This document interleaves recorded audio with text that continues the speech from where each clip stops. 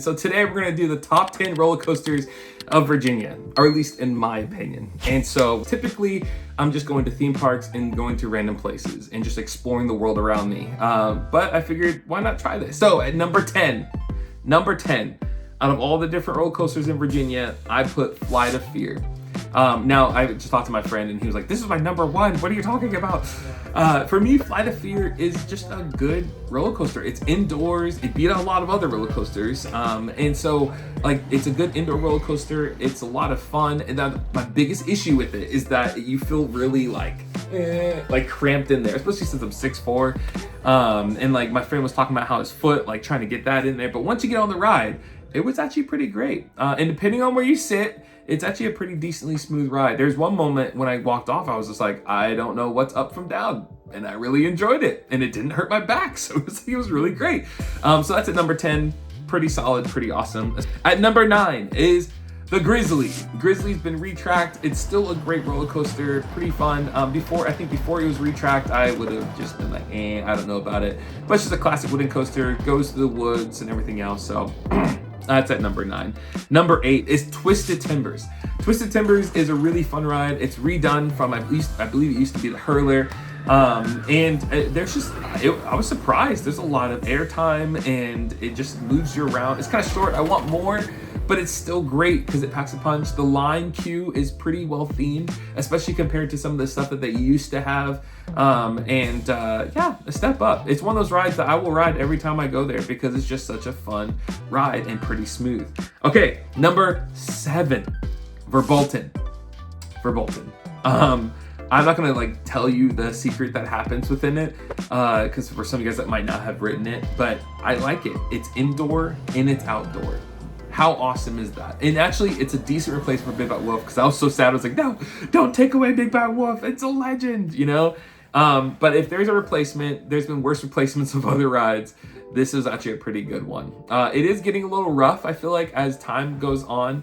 I noticed some things where I was just like, oh man, I'm shaking a lot, especially towards that end part. And I still think that Big Bad Wolf was smoother. I don't know, that's a hot take probably, but I remember Big Bad Wolf being a little bit smoother on that end part, but pretty good. Okay, number 6 is Apollo's Chariot.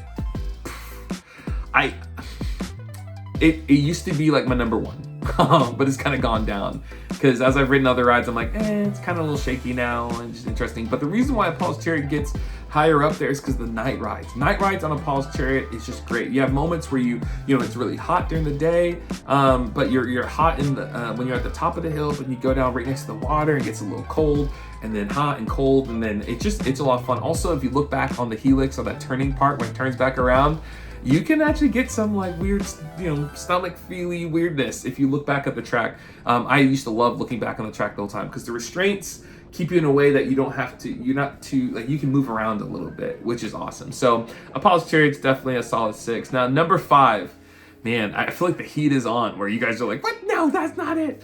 Number 5 would be Dominator. Dominator is a great ride. I mean, it's actually pretty intense. Like, my feet always have the tingles because it's a floorless coaster, and so after I ride it, but it's quick pace. It does, the corkscrew, and then it goes back inside the corkscrew at the end, which always is like a cool inversion for me, and a very enjoyable experience. It used to be at Jogger Lake, but they retransplanted it over to King's Dominion, and really love it. Okay, number 4, Griffon.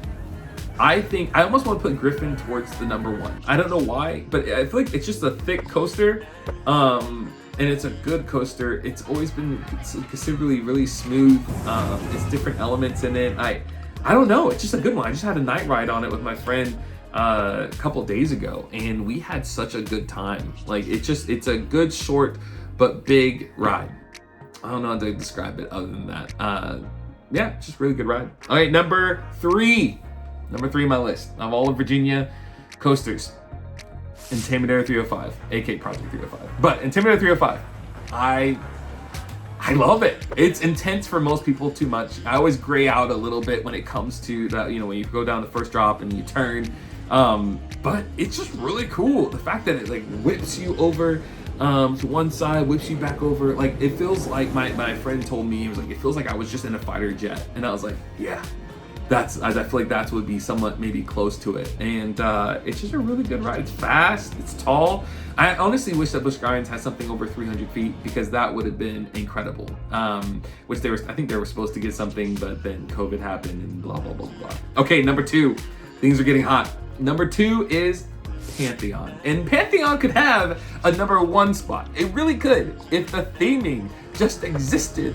And I think it got stuck in this hard part because Velocicoaster came, I think it was built after Pantheon. And so Pantheon was supposed to come out before we all were introduced to Velocicoaster, but you can't help but to compare the two, and you look at it and you're like, come on, Busch Gardens, like, you know you can do theming well. If you just put up some dang pillars in the middle of the ride, you could have made it a little bit more interesting. But even despite not being themed, it's okay, I'm fine, breathe.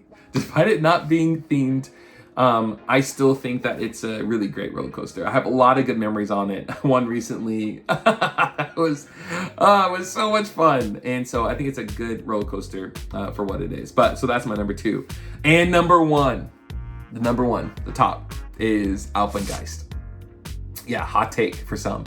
Alpengeist gets my number 1 because it. Man, I'm a sucker for theming, or foliage and theming.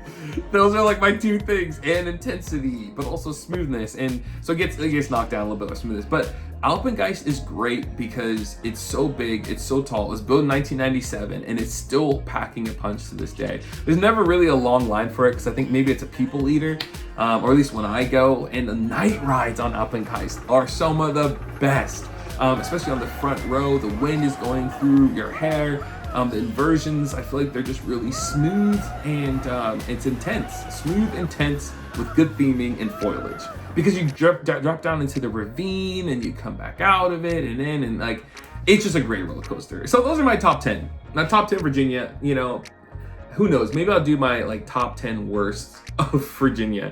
Like and subscribe. If you want me to do more stuff like this and give you some of my hot takes, or just how I rate things, let me know in the comments below, and I'll talk to you soon. Thanks for watching all the way through, and here are some other videos that you can check out while you're here, and don't forget to like and subscribe, and I'll see you on the next adventure.